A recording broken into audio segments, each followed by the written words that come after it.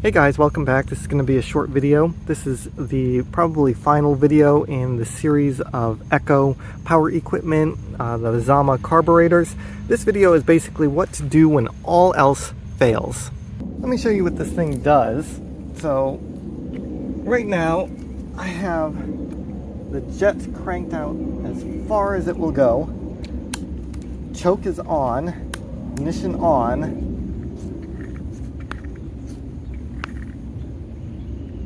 Prime it.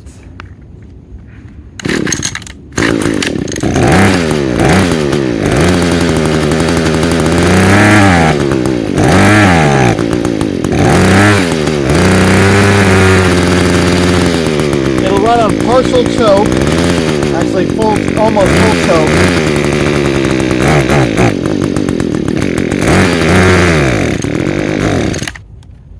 It'll run on partial choke, almost full choke. If I take it off of choke, it will not run. I have already rebuilt the carb. I have replaced the diaphragms, everything. Intake gasket, all of that. All right, I have this apart. As you can see, all these diaphragms and everything are brand new. Like you can see, like that's never been used. So, and as you can see, I took out the little plug and the jet and I adjusted the jet. I've cleaned all of this out. You can see that the screen in there is very clean. Everything is clean. New gaskets, that's a brand new intake gasket on there. So this is for what happens when all else fails. This is like the last, well, second to last resort. You do not want to like go on Amazon and buy like a $15 replacement carburetor. If you're going to buy a replacement carburetor, buy the OEM Zama carburetor. But we're going to try and pull out the jet and clean. Let's try without mangling this. I guess I can always try and pull it out as something else, but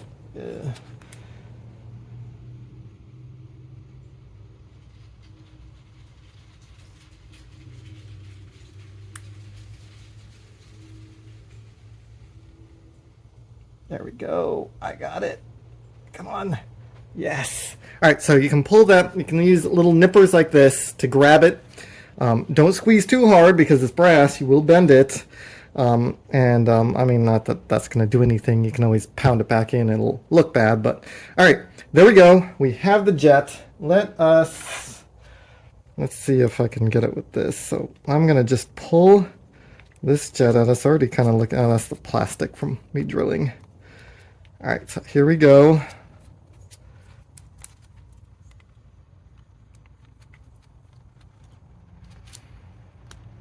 All right, so that's the jet, and look at what is on the end of that. Oof, oof, right? I'm guessing that is why it's not running right. So don't throw away that OEM carb.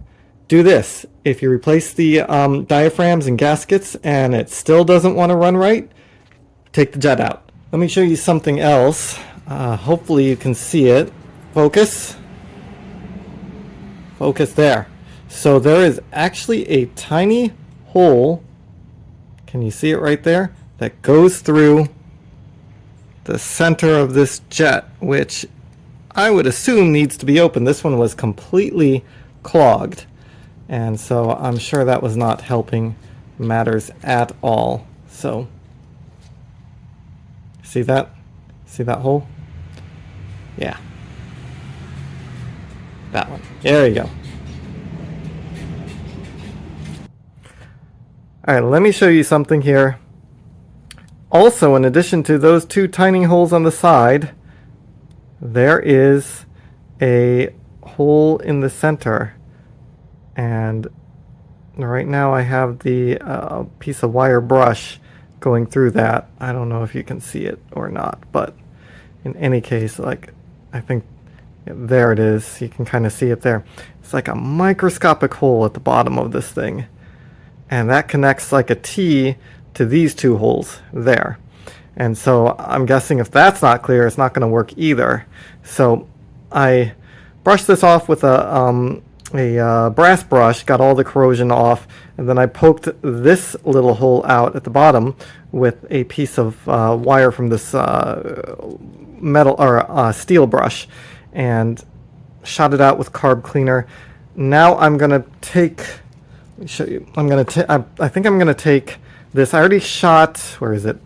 This hole out with carb cleaner, but it's gonna connect somewhere in there. I may just take this off and clean the whole thing, out. By the way, these videos, this is a series on Echo carburetors. This carburetor is off of a hedge trimmer, but the same style carburetors are used on string trimmers, the SRMs, probably their chainsaws as well.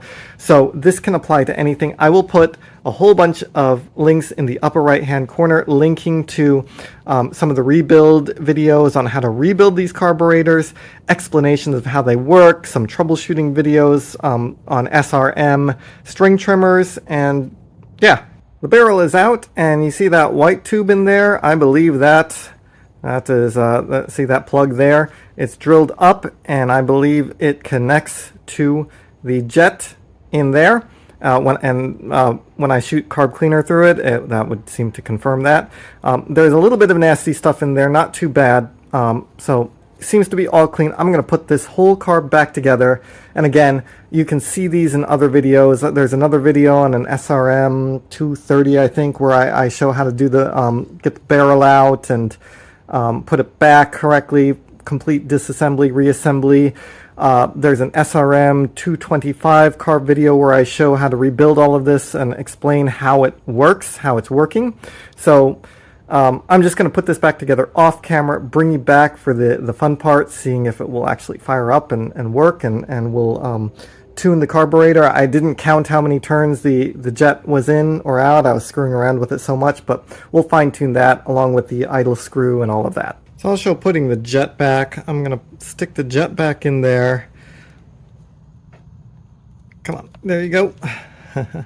And then tighten it down all the way till it stops. I mean, don't force it, but Okay, it stopped, so I'm gonna do, so let's see, half one. I'm gonna turn it out one turn, and we'll start from there. And now I'm gonna put this brass plug back in. Oops, goes like that. So I'm gonna tap that back in, and then put the rest back together. So I kind of got it started by hand. It's a little bit in the hole. So I'm going to just take a kind of a flat screwdriver like that and try and, this would probably work better in a vise. I could actually hold it and get it straight, but for the sake of the camera, I will just try right here. Kinda. I'll keep working on it, but you get the idea. It's a little bit crooked, so I'll straighten that out and get it, get the inner lip flush with the aluminum. So that's back in, flush with the aluminum, and shaky cam. If you notice, so if I put these gaskets and everything back the way that they're supposed to go, you will see that this plastic piece actually holds that in there so the brass cannot come out, right? So it's actually holding it. So even if the brass plug is, a little bit on the looser side, it's not going to come out because this is holding it there. All right, first start. Let's see if it'll start after our little surgery. So ignition is on, already primed it, made sure that works. Choke, give it some choke. All right.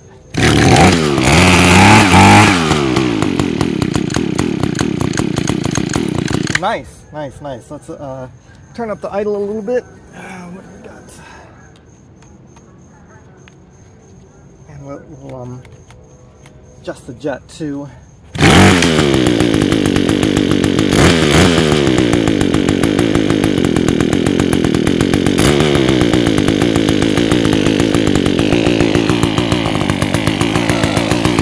Jet's here.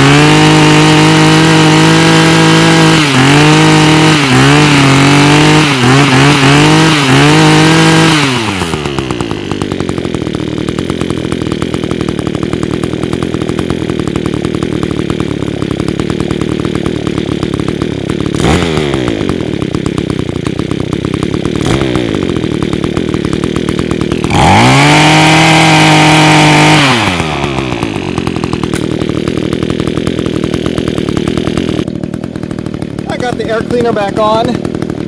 That'll richen it up ever so slightly. It's running good now. It has stopped smoking. It was smoking because of all the raw fuel I was dumping down in there to try and get it to run before taking the jet out and cleaning that. So that is all cleared out. So it's now running very good and it's ready for use. Alright guys, so the moral of this story is don't use ethanol gas in two-stroke engines and don't let it sit for years if you do. That one was sitting for years, that's why it got like that. Use stabilized ethanol-free gas. Thanks for joining me on this short video. I promise this is the last in the series of Echo carburetor rebuilds and troubleshooting, at least for a while. We'll move on to something different for the next video, but thanks for joining me, and I hope you like these videos, and I hope you like hanging out with me in the garage and working on this kind of stuff. So I'll see you next time.